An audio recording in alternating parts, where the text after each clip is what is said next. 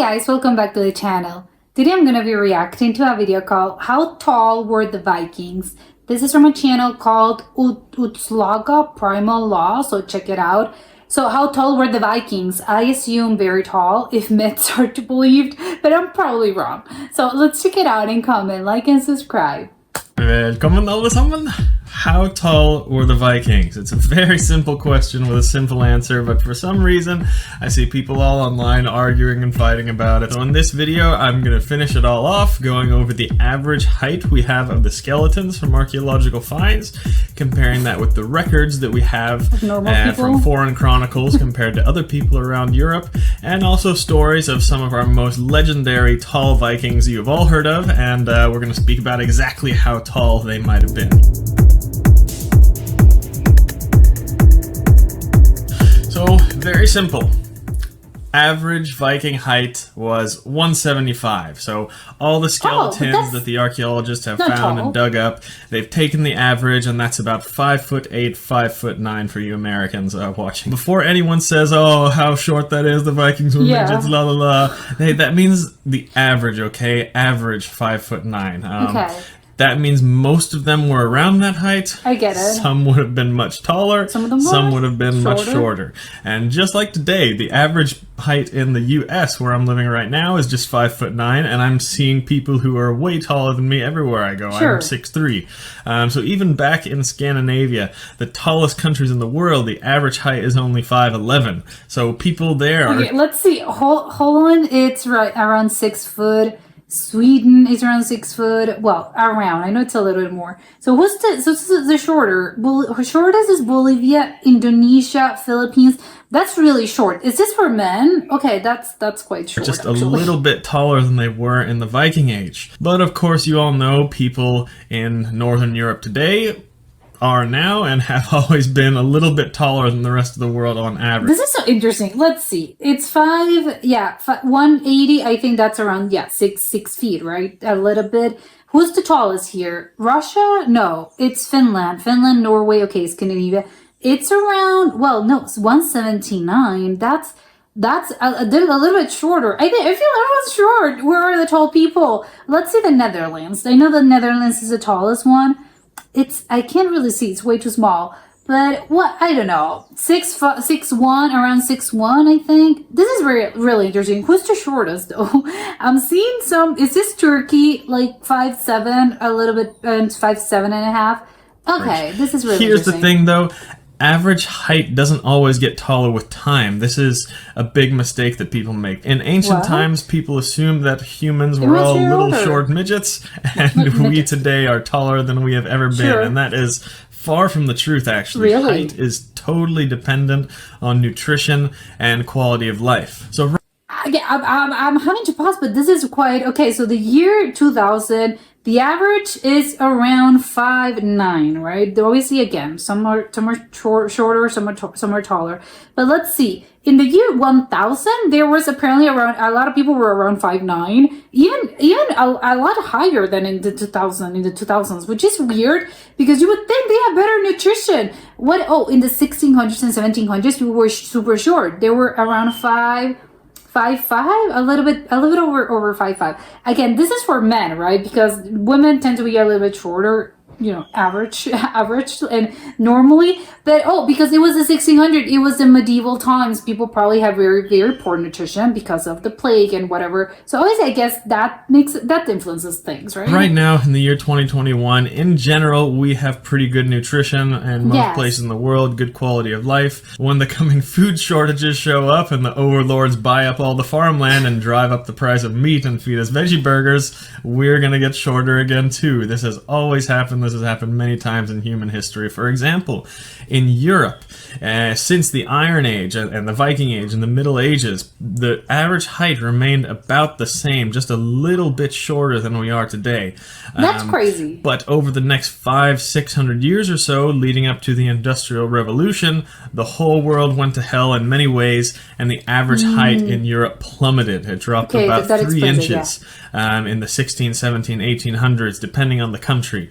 At that 1820. time, when the Europeans came to America, actually, we have records of the Native Americans being very tall. Really? The Cheyenne tribe especially had an average height of 5'10", so much taller than the Europeans of the time, because they have had better a nutrition. great diet, natural way of life, unlike the Europeans at the time. didn't have the So plain and plague. simple, height is dependent on, good nutrition and good lifestyle. Yes, genetics genetics. plays a role, but you can Yes. push it to the max with a good nutrition and a population. And you could also, I think, come up short. Maybe you had potential, but life circumstances made it so that you couldn't really grow. But I think, again, you can't outrun genetics. Genetics are there. Sadly, you can't do anything about it. Take the Netherlands, for example. About 100 to 200 years ago, they were actually the shortest country in Europe. They were poor and not eating very well, but just a few Really? generations later, today, No, it's the they're tallest super country tall. in the world. So the tall genes are there, it just needs to be maximized. And the Viking Age was the same. They were pretty well fed,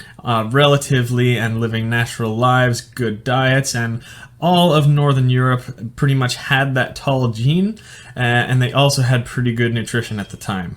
So the mainstream view that the And sometimes, even with if you have genetics for it, sometimes even if you have poor nutrition, you grow to be very tall. But that's what I mean. It ultimately, I think it's genetics, I think it's just genetics. Vikings just towered over everyone they raided is not quite true. The average height in England, for example, in the archaeological finds, was just about an inch shorter than it was in Scandinavia in the Viking Age. As we go a little further and south in Europe, however, they were quite a bit shorter. So that is actually where most of the written records come from that say that the Vikings were giants. It was from French. Okay, let's read this. I have never seen more perfect physiques than theirs. They are tall like palm trees, are fair and reddish, and do not wear the tunic or the caftan. This is an Arabic traveler writing about the Vikings who met in north of Europe. Where were they? Where? Did you know where the tunic? Oh, because they had probably furs, because it was colder? Or even Arabic chronicles.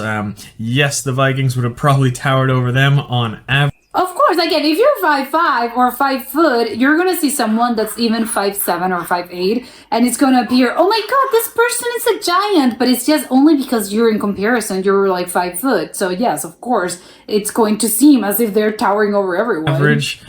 So these are where most of the stories come from of the Vikings being giants, but they weren't that much tall. taller than the English or the Saxons or the Slavs, for example. Any records that we have of the Vikings being giants coming into England were written by monks, and they were probably, not eating well and didn't have a good quality of life there. Wait, so they monks would didn't have have been a quality lot of shorter life? than the general What? population in England. There was one more reason that the Vikings could have been said to be giants, and that was because they sent their biggest and best warriors out. They were the ones that the foreign peoples were writing about when they Not met the average Scandinavians. It was our noble warrior class. The lower class in Scandinavia were not the ones doing the fighting. They were, of course, going to be shorter, but they stayed at home, usually. It was the warrior class that got sent out, and they would be, on average, better fed and taller. So let's talk about the warrior class, and I'll give you a few of our most famous Vikings, and we can get a pretty good idea of what their height was, actually. First one, Harald Hardrada. You know him, you always ask about him. Harald. He might be everyone's favorite. We know that he was a 6'4". good amount over 6 foot because the English king Harold Godwinson offered to have him buried as a joke and gave him a little more than 6 feet, as you see here. It said that just before fighting commenced, a conciliatory King Harold offered Tostig his earldom back to lay down his arms. But when he asked what he would offer Hardrada, King Harold allegedly replied, 6 feet of English ground, or perhaps a bit more, as he is taller than other men. So we can maybe say Harald Hardrada was 6'3", 6'4", a little bit more maybe. But let's talk about the other Viking that was here at this very same battle at Stamford Bridge. A giant axeman that held an entire English army off on the bridge. And he is recorded in both Norse and English sources as being a giant, even when compared to Harald Hardrada. So he would have been quite a bit taller than Harald. He would have been at least 6'6", maybe even getting close to 7 foot. Another very tall Viking was said to be Olav Tryggvason, a horrible man, but really a great strong warrior, and he was said to be a head taller than most men. So average height was 5'9", remember? How much so is he that? was probably 6'6", judging from that. But honestly, all kings in the Viking Age were said to be tall. They were probably all over 6 foot, honestly. The only king that Because genetics, and also they were well I can fed. actually think of in the sagas that was said to be of average height is Saint Olaf. But even he was called Olaf Digre, so 5'11". Olaf the That's sort of in Massive the- as his nickname. You know, actually, what's tall? To me, 5'11", it's just between the limit of when you start being tall. So, yeah, sure, he was barely So tall. he was probably, 6 foot or a little less, but he was probably jacked. He was like a tank, probably. So, on average, it was mostly kings and royalty that were tall and big, but sometimes you got just regular people, too. You all know Hrollo from Vikings, and he was just the son of a local chieftain, regular guy, and he was said to be so big that no horse could carry him. Now, I know a lot of people said that Doubt horses it. were smaller back then, but they were not. What? They were not fucking ponies, okay? They were a little bit What? What do you mean horses? Horses were smaller? Really? Oh my god, I didn't know that. smaller. But if they were only as tall as Icelandic ponies today, they would be absolutely useless in battle, and That's no a adult pony, would even yeah. want to ride one. The reality is, That's a donkey. during the Viking Age and early Middle Ages, they had already started to breed the horses to be as tall as they were today by the Wait, so early that's Middle crazy. Ages. So that's just 100 to 200 years after the Viking Age. Horses so the were Vikings, smaller. they did not ride short, fat-ass ponies. The horses would already be on their way to being bred to as tall as they were today. They were probably just slightly smaller. Either way, is mind-blowing Hrollo was to me. probably 120, 130 kilos or more, and he wasn't some big fat pig trying to waddle No, it to was get up muscle. onto the horse. He was a ladies' man, and he was said to be very good looking and athletic, so he was Wow. well proportioned. Hrollo was probably also You're 2 here meters there. tall and very muscular. Another giant who was not a king, just a regular person, was Egil Skallagrimsson, my favorite giant. character from all the Viking sagas. As a matter of fact, him and all of his family, his father, his grandfather, his brothers, they were all said to be a head taller than other men, even when they were Genetics. standing in company with royalty and kings and warriors. He was said to be a head taller. Wow, So Egil and 16. his family were probably near 7 foot, to be honest. That's crazy. And they just, the stories about them, they just manhandled every fight, every one of the strongest warriors in Scandinavia and abroad in the stories that we read. So probably all the really tall people in Iceland descend from Egil and his family. So hope that clears things up a bit. If you ask how tall the Vikings were and you live in America, just walk outside and look at people, and that's how tall the Vikings were. If you're Sure. living in Scandinavia, they would be a little bit shorter than we are today, but other places, you kind of can see by that. But yeah, that's all I have to say for today. Vi ses nästa gång. Well, I feel like this was very interesting. I mean, I can't get can't really, but like the horses were shorter back in those days. There was a time period in history in which horses were apparently shorter. Well, maybe animals. I know that some, no, because I was thinking maybe like giant sloths, and I know it's not the same time period, but I was thinking sometimes, I think during, I don't know, the Jurassic Age or whatever, animals used to be, I think, bigger, not shorter or smaller. I think it was the opposite. Everyone got smaller and everything got smaller. Plants, vegetation, everything. But probably I'm thinking of way, prehistorical, pre-humans. So yes, that's what I'm thinking of. I think once humans sort of came into the picture and, I don't know, sort of evolution and whatever. No, things are already quite small to begin with. So maybe, again, it's crazy that we had to breed horses in order for them to be as big as we have them right now. And I know it depends, it's very dependent on the breed. I don't really know much about horses, but I do know that some breeds are bigger and, they're, that's not even getting into their physiques and how some of them are, they are a little bit different from others. It's still a horse, but some of them are different, I know. But still, some of them are quite short or shorter. Like it's a horse. Like unless it's a pony, it's a horse. It's still gonna be a horse. It's gonna be quite big. But I know that some horses are just incredibly big. But apparently they bred them like that. This is insane to me. I'm sorry, but I just didn't really know that. The whole other situation about the Vikings and the people and all of that. I don't know. It just because I was thinking about throughout the whole video. Yes, I think because historically, I've been led to believe, oh yeah, Vikings were because they're, and I don't know, maybe it just I don't know, maybe I just made that up in my mind. Because if I'm thinking, oh yeah, they're Vikings and they're great warriors and they're constantly, but not getting into fights, because that's not the point, getting into fights just for the hell of it. No, because they were conquering and pillaging and whatever. But my point is that they were warriors. So I think I just maybe made up in my mind the whole, oh, they were super tall. But because I am imagining, if you are, like a warrior you war for a living, I would assume you had to be tall. That's part of the requirement. And you have to be quite muscular, and it's not as if you are tall and lanky, no, or very short. Although I guess it doesn't really matter. I mean, you can be short and quite bulky, because again, it's about muscle. So maybe there were some outliers that, oh yeah, he's quite stocky, only around, I don't know, 5'5", but he's still packs a punch, because again, they're warriors. So I'm expecting them to be very not out of shape. No, they were probably extremely muscular and in very good shape, because obviously that's what their job was. But I think, yeah, well, I was expecting them to be tall. But probably that's because of the whole warrior thing, and not because I probably have read about this or have heard about this. So it's funny that I was thinking, like, yeah, where did I come up with the fact that, oh yeah, they must have been super tall? Nowhere. I think it's just, in the collective consciousness, you tend to believe, oh yeah, Vikings were super tall, but it's just because you're imagining this really tall warrior, and not necessarily that was the reality, as we can see.